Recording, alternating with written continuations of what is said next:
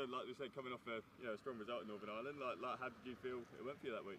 Yeah, it was. I really enjoyed that week actually. I was feeling a little bit flat going into it, to be honest, because obviously I had 3 big weeks where I'd missed the cut, without feeling like my game like felt in touch like the whole time. So to feel like that and miss the cut is obviously very disappointing.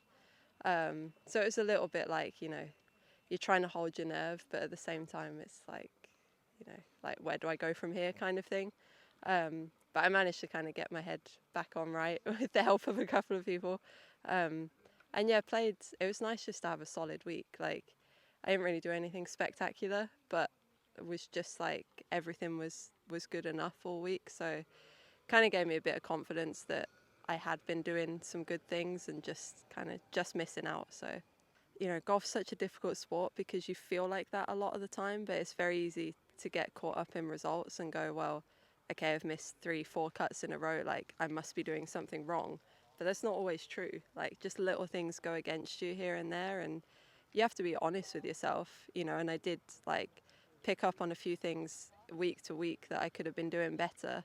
But it's not like a complete overhaul, so that's why Northern Ireland was quite satisfying to just be like, okay, yeah, like I am where I thought I was, and just to kind of see that in a result form as well. So it's really just working out, okay, why, if I feel great in practice, why is that not translating onto the golf course? So, I'm somebody who thinks quite a lot anyway, so I've been trying to kind of put those pieces into place.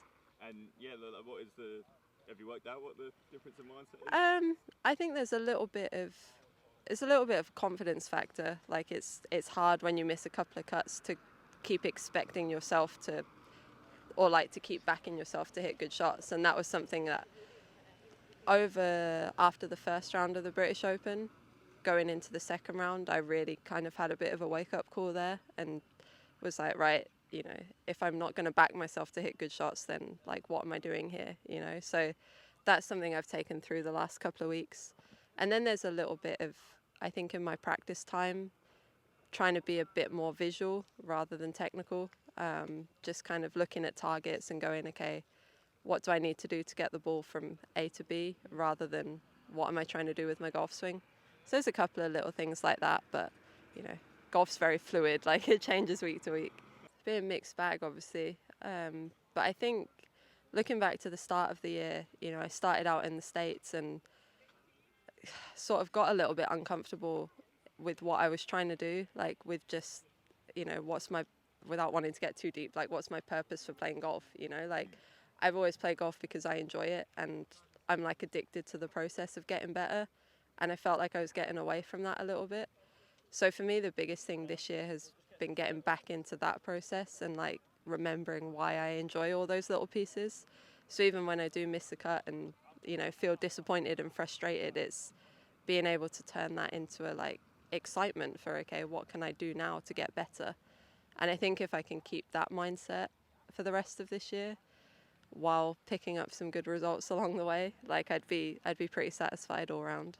When I came back to Europe this year, that wasn't really something that was a factor. It was just like, how do I get back to doing what I know makes me better?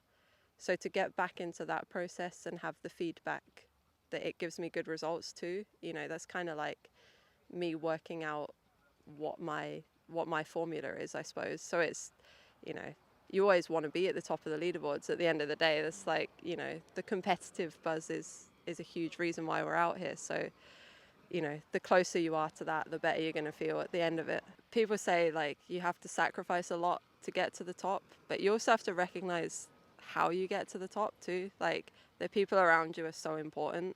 And like for me, there's no point being miserable. Like you're not going to play good golf if you're miserable. So like having that support system and just like getting those little chances to, spend time with my sister and my family and friends, it's, it's also selfishly like a reason why I've been playing better. So it's just trying to get the best of both worlds.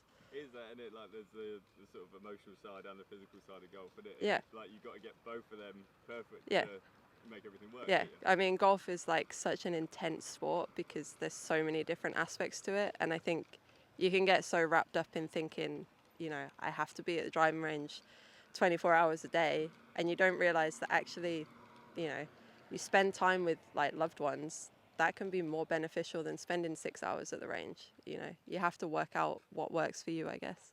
It's very different to, I guess, like our standard tour setup, but I think it'll be really interesting. You know, it's a lot more strategic than most golf courses, and you have to be quite disciplined with getting from A to B. So I'm looking forward to how it actually plays in tournament setup.